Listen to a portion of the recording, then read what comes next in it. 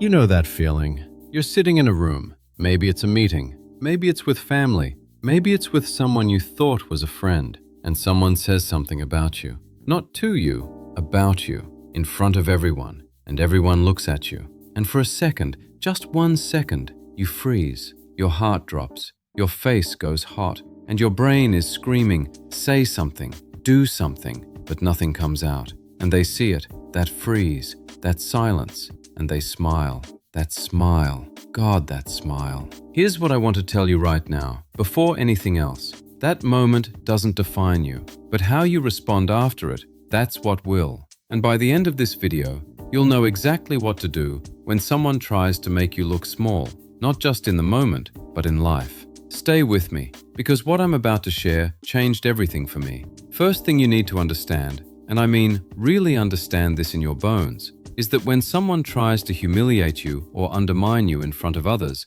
it has almost nothing to do with you. I know that sounds like a cliche, but hear me out. People who constantly try to make others look weak are operating from a very specific place inside themselves. It's insecurity dressed up as confidence. It's fear wearing the mask of power. They've learned, usually pretty early in life, that if they can make someone else look smaller, they feel bigger, even just for a moment. Think about that. Their entire strategy for feeling okay about themselves is making you feel bad about yourself. That's not strength, that's a prison. And they're locked inside it 24/7. You only visit occasionally. When you see it that way, something shifts. You stop feeling like a victim. You start seeing the game for what it is. And once you see the game, you can choose whether to play and how. Now, most people, when they feel attacked or embarrassed, do one of two things. They either explode, get angry, raise their voice, say something they regret, and end up looking exactly as reactive and unstable as the other person wanted.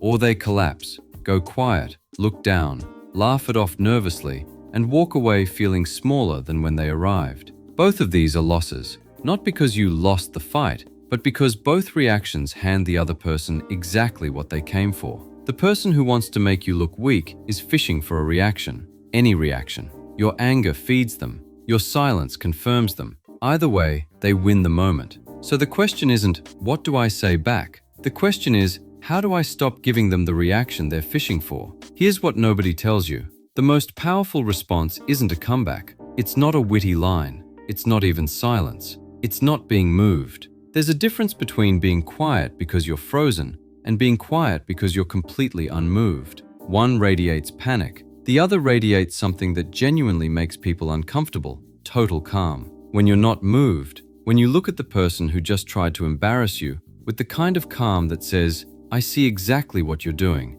and I think it's a little sad, that lands differently than any comeback ever could. It's not arrogance, it's not coldness, it's the quiet confidence of someone who knows their own worth doesn't depend on what this person just said. And here's the practical way to build that. You have to do the inner work before the outer confrontation. What I mean is, people can only make you feel weak in public if, somewhere deep down, you already have doubts about yourself in that area.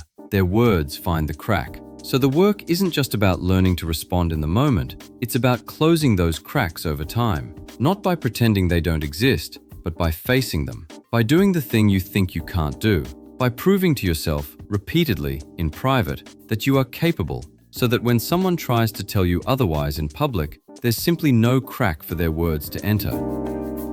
Okay, but what about right now? What do you do when it's happening and you don't have time to do inner work? You need to respond in the next 3 seconds. First, don't look away. Don't break eye contact. Don't rush to fill the silence. Take one slow, quiet breath. Look at them calmly. Let the silence sit for a moment longer than feels comfortable. That pause alone shifts the entire energy of the room. Suddenly, they're the one who needs to justify themselves. Second, name what just happened, neutrally. You can simply say, calmly, without emotion, that was an interesting thing to say, or I'm going to let that one go. Not with anger, not with a smile that says you're fake okay.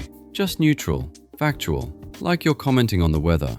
This works because it doesn't give them the emotional spike they wanted, but it also doesn't pretend nothing happened. It acknowledges their move and dismisses it in the same breath. Third, and this one is the hardest, don't explain yourself. When someone attacks you or implies you're weak or incompetent, the instinct is to defend yourself, to prove them wrong, to list your achievements, to justify yourself. Resist it hard. Explaining yourself signals that their opinion matters enough to require a defense, and it almost always makes you look more rattled, not less. You don't owe anyone an explanation for who you are. Your results speak. Your presence speaks. Let them. Now here's the part that actually matters most, and most people skip it because they're too focused on winning the moment. The people who tried to make you look weak are watching what you do after. Do you avoid them? Do you spiral? Do you talk about it for 3 weeks? Or do you go back to building, creating, showing up, doing the work, like the conversation never happened? Because here's the brutal truth. The best revenge, if you want to call it that, is not a perfect comeback. It's a life they can't ignore. It's results they can't argue with. It's the version of you that shows up 6 months later, a year later, 5 years later, and they have to watch you become everything they implied you couldn't be. That's not petty. That's actually the healthiest thing you can do, because it redirects your energy from them back to you, where it belongs. So, when they try to make you look weak, don't freeze, don't explode, don't collapse. See the game. Understand what they're doing and why. Stay unmoved, use the tools, and then go build something they'll have to respect eventually, whether they want to or not. You were never as weak as they wanted you to believe. And somewhere inside you, you already knew that. That feeling you had when you heard what they said, that anger, that hurt, that fire, that's not weakness. That's proof that you care, that you have standards, that you know you deserve better. Use it.